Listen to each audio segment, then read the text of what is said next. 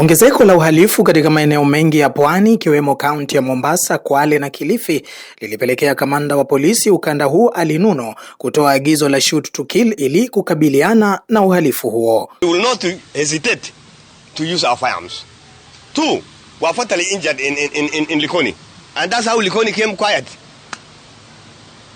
Therefore, where we are justified to use our firearm, we will not hesitate to use the firearm. Mutachimba makaburi hapa Mombasa mkicheza. Hata hivyo, hali ya usalama bado ni kinzani katika kaunti ya Kilifi, baadhi ya wakazi wakizungumzia kuimarika kwa usalama huku wengine wakiwa na maoni tofauti. Baadhi yao wametoa mapendekezo ya kuimarishwa kwa usalama kupitia miundo msingi kama vile taa za barabarani na kuimarishwa kwa doria za maafisa wa usalama. Kibarani hii si ati usalama upo sana na ati si ati hakuna usalama uko pia, lakini ni changamoto tu za hapa na pale. Wizi pia huko, hatuwezi sema hakuna wizi huko. Ukiangalia kiupande wa bodaboda sengine wanasema wanadhulumiwa, hususan wakati wa usiku. Visa vya wizi huku hakuna wezi, wanaiba huko wakiwa wanakimbilia huko. Hapa Rojo Town kidogo usalama uko sawa, kwa sababu sasa maafisa wa polisi ni rahisi kupenetrate kutoka town mpaka Rojo, ambao sasa kwetu imekuwa ni jambo la msingi na la busara, kwa sababu serikali inaingia mpaka ndani. Tukiingia huko ndani sasa, Rojo Town uko vijijini, sasa huko ndo kidogo usalama umeshuka, kwa sababu kuingia huko sasa kwa askari na kwa shida, kwa sababu pia barabara bado hazina maramu. Kuongezea mambo na mataa kwa barabara pia, na mambo na wizi kidogo sio sana, kwa sababu ukikuwa na mambo na mataa kutakuwa anasaidia sana zaidi, kwa sababu wizi nao pia hupungua. Aidha, baadhi ya wakazi tuliozungumza nao wameeleza kudorora kwa usalama kwenye maeneo yao. Mimi kusema kweli, huu usalama naona bado haujamarika, kwa sababu tukiangalia hivi bado watu wanauawa, na ukiangalia pia serikali iko lakini kama haifuatilizi sana. Ni kama juzi tu pale jamaa alichoma kwa sababu alikuwa amebeba bike.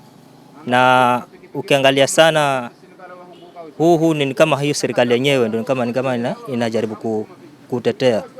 Kwa sababu tukiangalia kama hapo nyuma yake kuna ile issue ya yule jamaa, tulisema alikuja akawa jamaa akachukua bike, baadaye kawa furugu, akaambiwa sijui nani alikuja huko atafuatilizwa mpaka mwezi mmoja nini itatolewa baada ya kuja jamaa kusema kwa atafanya uchunguzi, baada ya mwezi mmoja itatolewe, tutajua alikuwa wapi. Mpaka leo bado naona, na kila mara watu wanakufa na bike zinaibiwa. Sasa sisi kusema kweli bado usalama bado haujakuwa sawa, mpaka wengine tunaogopa kupiga kazi na usiku. Hususan Fumbini usalama uko chini, kiukweli uko chini, kwa sababu unakuta hata mchana wezi wanaweza wakakuvunjia na wakakuibia. Endapo utakuwa umeondoka umeenda kusakarika makazini, ukirudi hivi wezi wameingia wamevunja wameenda. Na kitu yenye inachangia haya ni kwamba wale wezi wanajulikana humu mtaani, lakini mtu anahofia ile kumtaja, kwa sababu ukimtaja huenda serikali ikakuandama, na mwisho wa siku wewe ambaye sasa umetaja ukidhania unasuluhisha ukalala ndani. Sasa hiyo ndio imefanya wakazi sana wamekuwa wanapiga chini sana. Kwa hivyo usalama hauko vizuri, wezi wako ni wengi yani. Na ni vijana tu wa mtaani kama mimi, lakini vile wamekosa kazi ya kufanya, wanajifanya sana kukula mambo yao, mwisho wa siku wanatuingiza losi. Kama mimi nimeibiwa mara 7. Boda leo inaibiwa, ikae karibu wiki nzima mnatafuta muipati kivipi?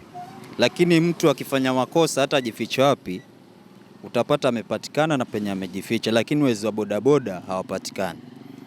Utapata pikipiki iko na truck, hiyo pikipiki itakosekanaje kupatikana wakati na truck?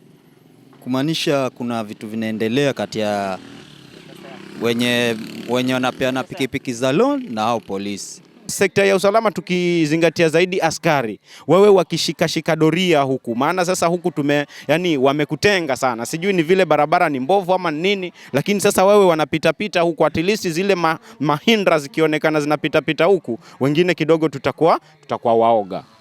Licha ya idara ya usalama kutoa kauli kinzani kuhusiana na hali ya usalama katika eneo hili la Kilifi, ni wazi kwamba baadhi ya wakaazi wamekuwa na ati kuhusiana na hali ya usalama, wakizungumzia kwamba imedorora. Nikiripotia Coco FM kutoka hapa mjini Kilifi, mimi ni Hamisi Kombe. Coco FM, ladha ya Pwani.